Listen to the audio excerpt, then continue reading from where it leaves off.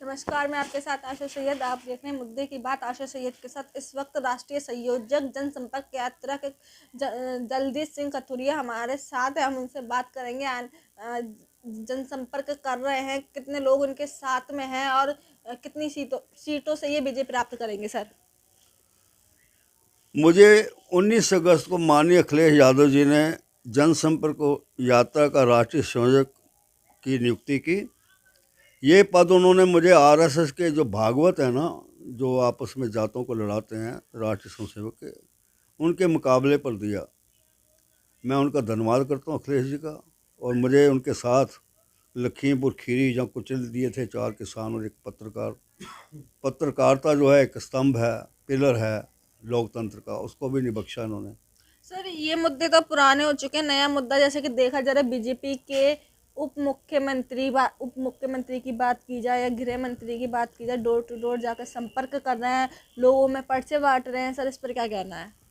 मुझे तो यही खबर मिली है, जो जहाँ जाते हैं पिटते हैं। मंत्री हो चाहे कुछ हो, कितना भी बड़ा हो, उनकी पिटाई होती है और ये उसको डिलीट कर देते हैं वीडियो को। आपको कैसे पता चले कि इनकी पिटाई होती है? मेरे पास जहाँ जहाँ पिटाई होती है, पंजाब में बहुत हो रही है, वहाँ से फ़ोन आते हैं कि कथुरिया जी आज ये वाला मंत्री पिटा, आज ये मिटा, अब मोदी भागा। ये फ़ोन आते हैं मेरे पर, क्योंकि मैं पंजाब से संबंधित हूँ। श्रोमणी अकाली दल का मैं उत्तर प्रदेश का अध्यक्ष हूँ।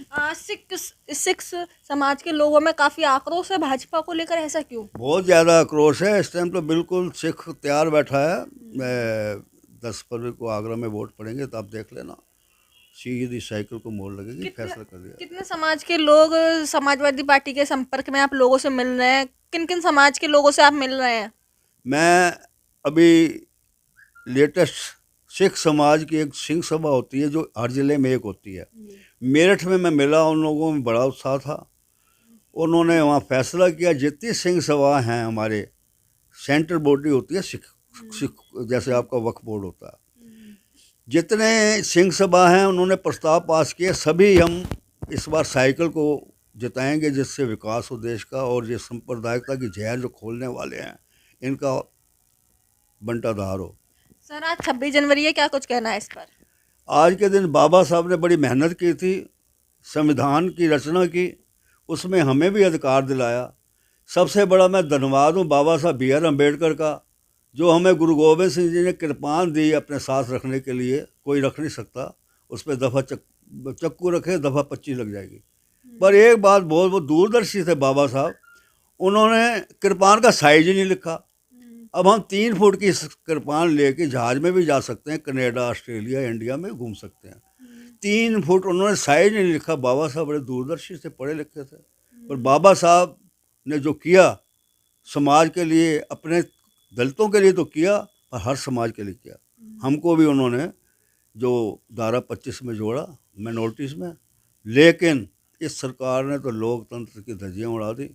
और जनरल डायर वाला जो किस्सा हुआ था जलियांवाले बाग में, वही इन्होंने कर दिखाया। 4 किसान कुचल दिए, एक पत्रकार को भी नहीं बख्शा, और 750 के करीब आंदोलनकारी किसान मारे गए। एक बार भी उसका अफसोस जाहिर नहीं किया। मैं बड़ा हैरान हूँ, इतने मरने के बाद 3 कानून वापस लेते हैं मोदी जी। क्या उनको इतना होश नहीं था पहले कि हम गलत किया? अब उन्होंने माफ़ी भी मांगी है कि हम माफ़ी मांगते हैं, हम समझ नहीं पाए।